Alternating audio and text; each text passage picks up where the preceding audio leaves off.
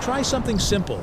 Take your phone, perhaps a slim device with polished steel edges and a vivid OLED display, and attempt to slide it into the small pocket tucked inside the front pocket of your jeans. It doesn't fit. You try again. Turn it sideways. Tilt it slightly. Still no luck.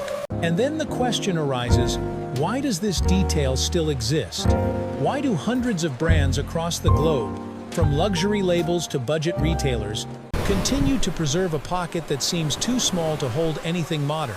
In an era where every millimeter of fabric is calculated to optimize production costs, maintaining a seemingly non-functional detail appears to be an economic paradox.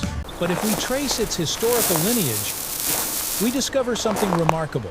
This small pocket is not a design mistake. It is evidence of an industrial revolution. And 1873, and a technical decision that permanently reshaped workwear manufacturing. On May 20th,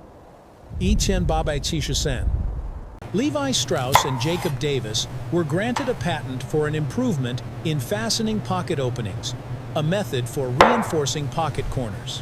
The economic context of the United States at that time was unique. In the aftermath of the California Gold Rush and during the rapid expansion of the Transcontinental Railroad, labor forces were highly mobile.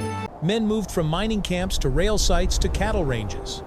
Clothing was not a fashion statement, it was protective equipment. The biggest problem, pockets kept tearing. The most beautiful Miners stuffed heavy I've objects ever into them, seen. pocket watches, small knives, nails, coins, cotton fabric, subjected to repeated tensile stress, suffered from fiber fatigue. At the microscopic level, cellulose fibers were stretched beyond their elastic limit, disrupting hydrogen bonds between polymer chains. The result was predictable. If we look at the Q3 Pockets split projections open here, at the the corners. growth potential is significant. Davis's solution was to Absolutely. The use data metal supports rivets a to market reinforce expansion. stress My points. analysis. It was a mechanically simple yet revolutionary principle. Instead of allowing force to concentrate within woven fibers, he redistributed the load into a metal structure with a far higher elastic modulus.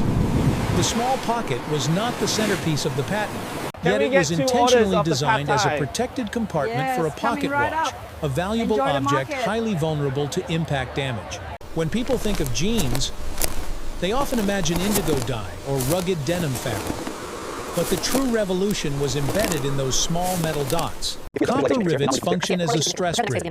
In materials mechanics, when tensile force is applied to a soft surface, such as fabric, stress tends to concentrate at sharp corners, a phenomenon known as stress concentration. If that stress is not redistributed, the fibers gradually fracture under repeated loading cycles. The rivet transforms this problem. It introduces a metal anchor point capable of withstanding compressive and tensile forces dozens of times greater than cotton fibers. As a result, the pocket becomes durable enough to endure thousands of cycles of use without tearing. Today, when consumers are asked what the small pocket is for, the most common answer is to hold coins.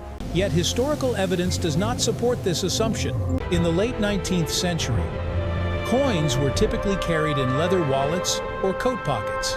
Moreover, metal coins placed inside a trouser pocket would create continuous friction, accelerating fabric wear.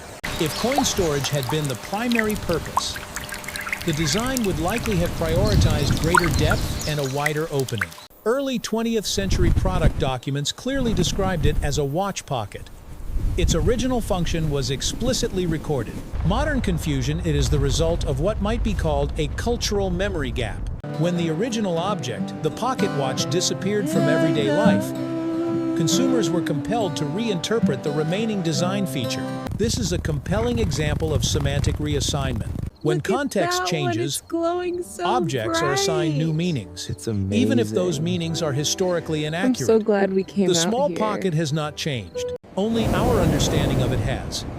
Throughout the 20th century, jeans moved from construction sites into cinema. From Western cowboys to the rebellious icons of the 1950s, they evolved into a cultural statement. And the small pocket remained. Why didn't designers remove it once? Its original function disappeared. The answer lies in brand identity and what we might call a structural code. The 5-pocket configuration, 2 front pockets, 2 back pockets, and 1 small pocket became a standardized architecture. In visual perception, the human brain recognizes overall form before it processes details. Remove the small pocket, and the 5-pocket structure is disrupted. The product feels wrong. It is similar to removing a column from the Parthenon. Functionally, the structure might still stand. Symbolically, however, it loses its integrity. Today, the small pocket may hold a lighter, keys, a memory card, or AirPods. It has adapted. And that is the mark of good design. It is not confined by its original purpose.